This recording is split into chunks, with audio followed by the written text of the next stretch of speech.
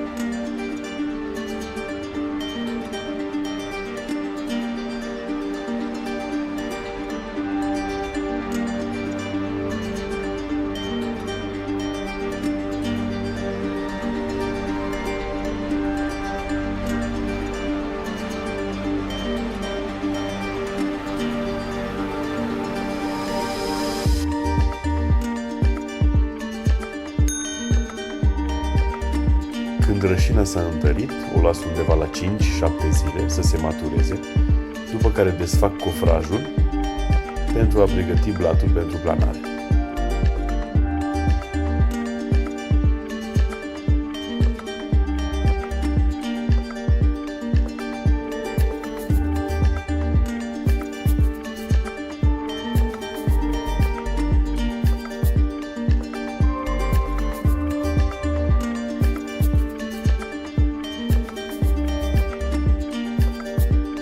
Având în vedere că cofrajul a fost făcut foarte bine, nici măcar o bucățică din acesta nu a rămas lipită.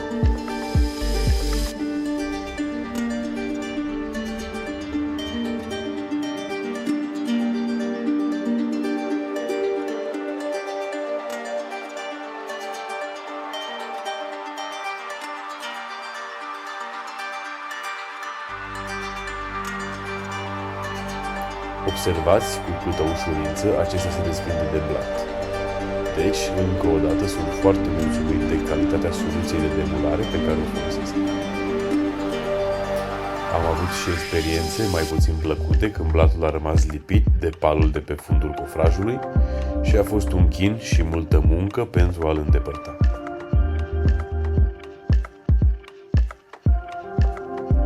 După ce am efectuat planarea, iar suprafața blatului este perfect dreaptă, este timpul să tăiem marginile acestuia, dându-i forma finală, care la acest proiect nu va fi una clasică, ci va fi una cu o tăiere la 45 de grade spre spatele blatului.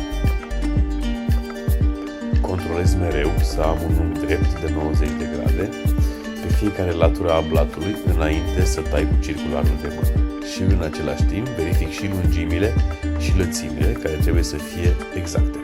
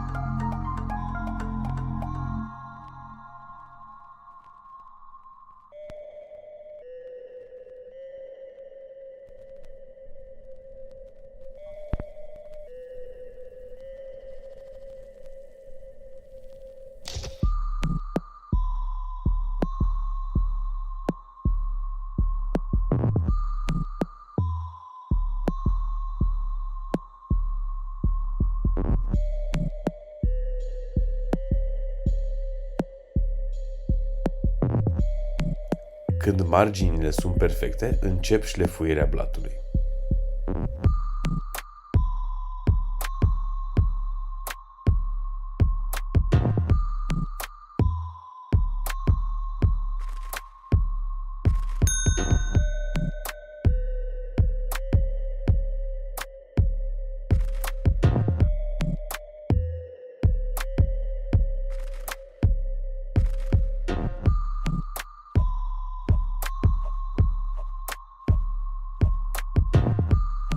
După prima șlefuire cu o granulație de 60, încep să observ micile imperfecțiuni, pori, găurele în lemn, crăpături și alte noduri care trebuie închise și astupate cu rășină.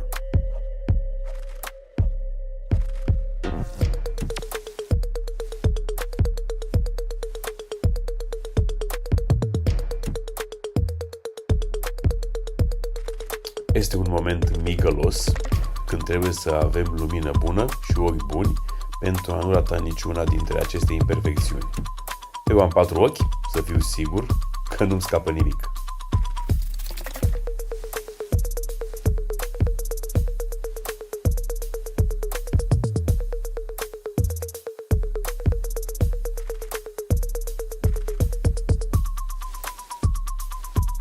Folosesc și o seringă pentru a introduce cu mai multă ușurință rășina în micile găurele și crăpături.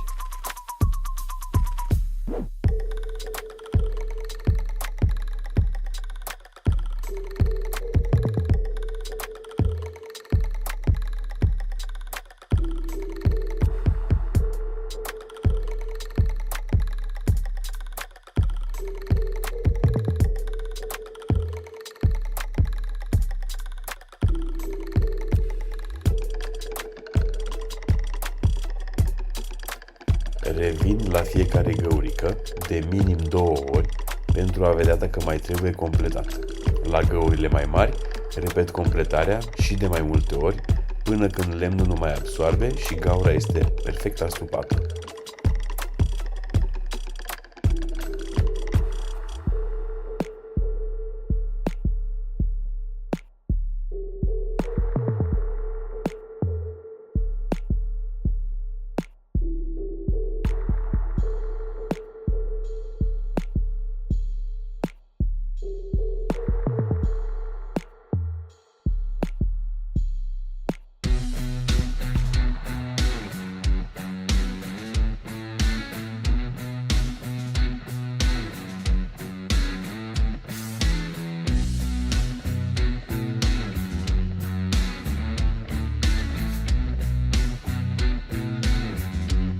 Când rășina completată s-a întărit, undeva la 24 de ore, încep iarăși șlefuirea.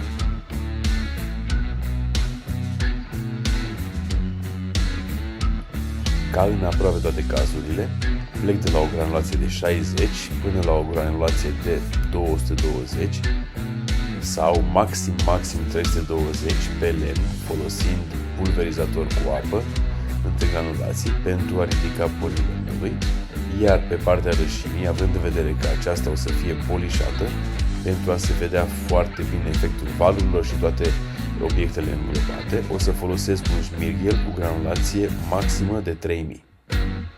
Deci, practic, încep cu 60 și termin cu 3000. Dar asta nu înseamnă că sar de la 60 direct la 3000 sau la 500 și apoi la 1000 și 3000. Plec de la 60 și continui cu 80, 100, 120, 180, 220, 320, 400, 800, 1200, 1800, 2000, 2500, 3000. Cam asta este ordinea și este foarte important să fie așa pentru a avea un rezultat așa cum trebuie. Pentru polish folosesc 3 tipuri de pastă și evident 3 tipuri de bureți. Fiecare pastă are buretele ei.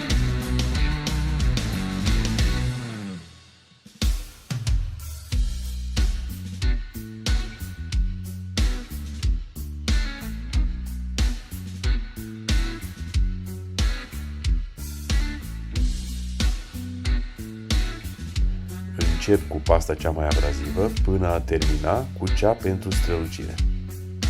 Insist foarte bine cu fiecare dintre acestea, evitând încălzirea suprafeței, eventual luând câte o pauză sau folosind o durație redusă, iar rezultatele încep să se vadă de la o pastă la alta, totul devenind din ce în ce mai transparent și din ce în ce mai clar.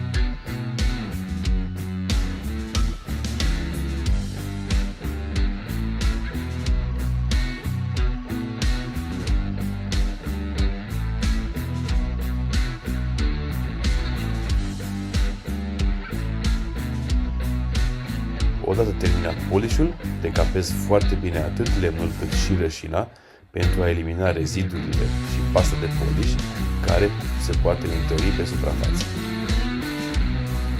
Înainte de a trece la tratamentul cu ulei a suprafeței, ștanțez marginea lemnului cu logo-ul meu.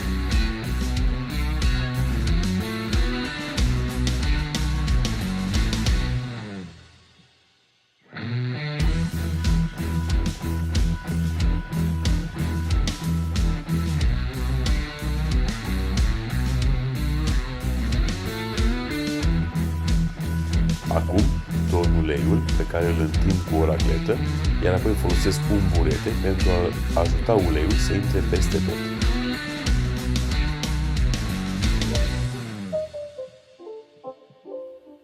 Ca de obicei la proiectele mele, folosesc uleiul de la Rubio Monocat, care dă o strălucire extraordinară lemnului și are o calitate superioară pe lângă celelalte uleiuri folosite de mine.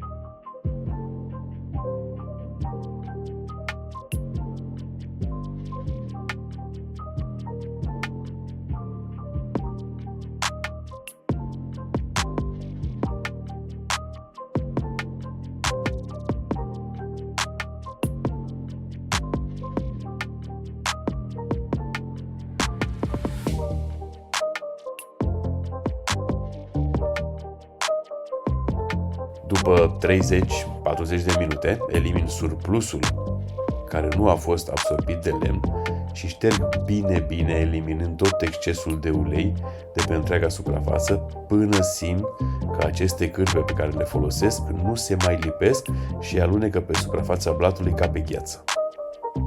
Atunci știu că am terminat și pot să las pentru 2-3 zile.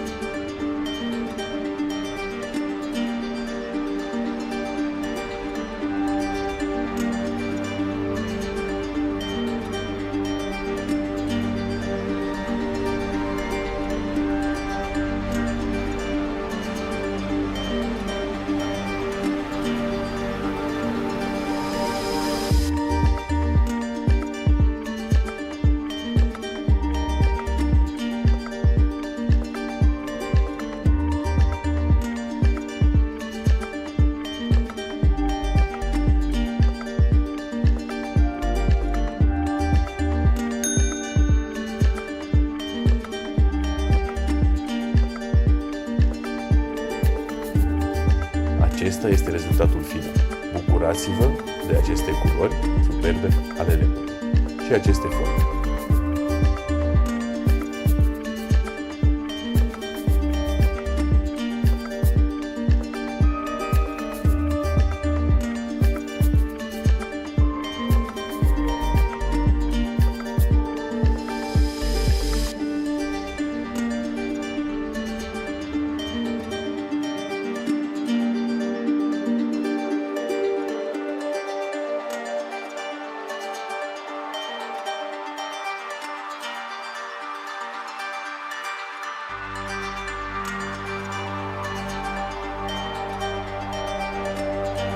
Sper că v-a plăcut și acest proiect. Aștept comentariile voastre, de obicei răspund la absolut toate. Dacă s-ar vreunul, este fără intenție și dacă nu primiți răspuns, vă rog să mai scrieți odată, pentru că înseamnă că mi-a scăpat mesajul sau comentariul dumneavoastră.